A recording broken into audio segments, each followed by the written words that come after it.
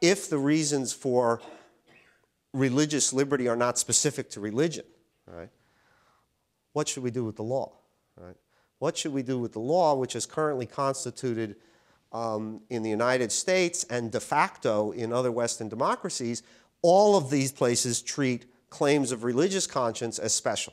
And if I'm right that there isn't a reason to treat them as more important than other claims of conscience, what do we do? And there seem to be two pretty obvious possibilities.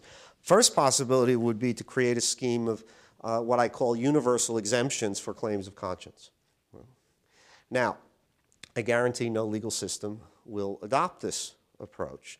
First of all, it would be almost tantamount to legalizing anarchy, because it would mean, in effect, that every single law actually operates as follows. You have a legal obligation to do X unless you have a very good conscientious reason not to do it.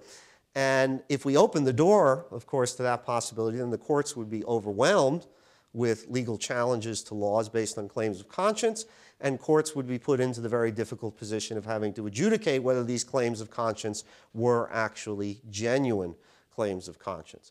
This has happened even in the context of religious liberty. Some of you, if you're lawyers, may recall there was a case involving the Church of Marijuana.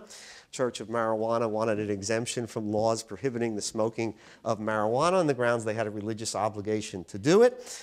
The courts rejected that. They decided this was a bogus church, and it was quite clear on the facts that it was.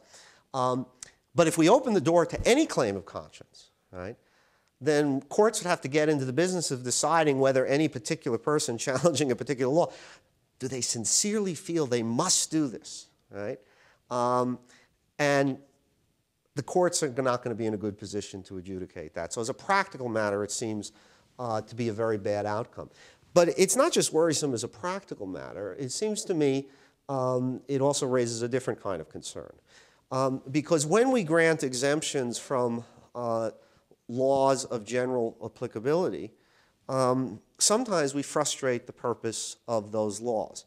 And if those laws are just and fair laws, if they, as I say in the book, if they really promote the general welfare in some plausible sense, then granting exemptions sometimes frustrates the efforts of the law to promote the general welfare. Here's a very tangible example on a very live issue in certain parts of the United States right now, not so much in New York or Illinois, fortunately, but certainly in California and Washington and the West Coast, laws requiring mandatory vaccinations of children. Okay? Mandatory vaccination laws, in every state you can get a religious exemption from complying with the mandatory vaccination law. In some states you can actually get what they call a philosophical exemption, though it's not quite clear what they mean by philosophical, and there doesn't seem to be a lot of oversight of this. But this is a case where the exemptions are what I call burden-shifting exemptions.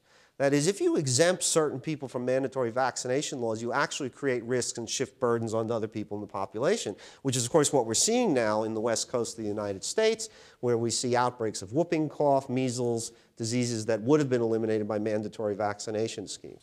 It seems to me mandatory vaccination schemes do promote the general welfare, and when you grant exemptions for reasons of conscience, religious or otherwise, you are shifting burdens onto other people in society in a way that is fundamentally unfair.